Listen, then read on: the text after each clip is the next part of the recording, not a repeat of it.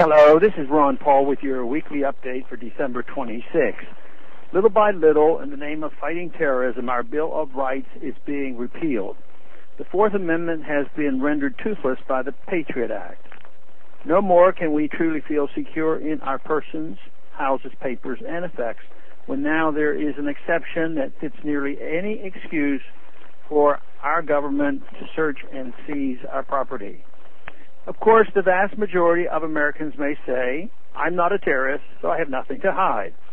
However, innocent people are wrongly accused all the time. The Bill of Rights is there precisely because the founders wanted to set a high bar for the government to overcome in order to deprive an individual of life or liberty. To lower that bar is to endanger everyone. When the bar is low enough to include political enemies, our descent into totalitarianism is virtually assured. The PATRIOT Act, as bad as its violations of the Fourth Amendment was, just one step down the slippery slope. The recently passed National Defense Authorization Act continues that slip toward tyranny and, in fact, accelerates it significantly. The main section of concern, Section 1021 of the NDAA Conference Report, does to the Fifth Amendment what the PATRIOT Act does to the Fourth. The Fifth Amendment is about much more than the right to remain silent in the face of government questioning. It contains very basic and very critical stipulations about the due process of law. The government cannot imprison a person for no reason and with no evidence presented or access to legal counsel.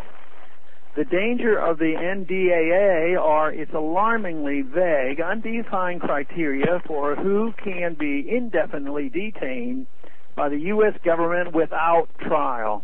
It is now no longer limited to members of Al-Qaeda or the Taliban, but anyone accused of substantially supporting such groups or associated forces. How closely associated? And what constitutes substantial support? What if it was discovered that someone who committed a terrorist act was once involved with a charity? Or suppose it's a political candidate. Are all donors of that charity or supporters of that candidate now suspect and subject to indefinite detainment? Is that charity now an associated force?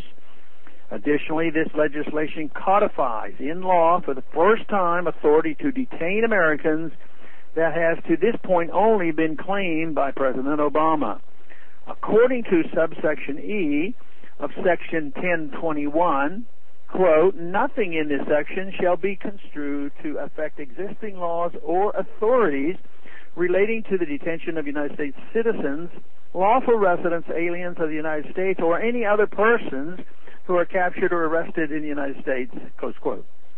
This means the President's widely expanded view of his own authority to detain Americans indefinitely, even on American soil, is for the first time in this legislation codified in law.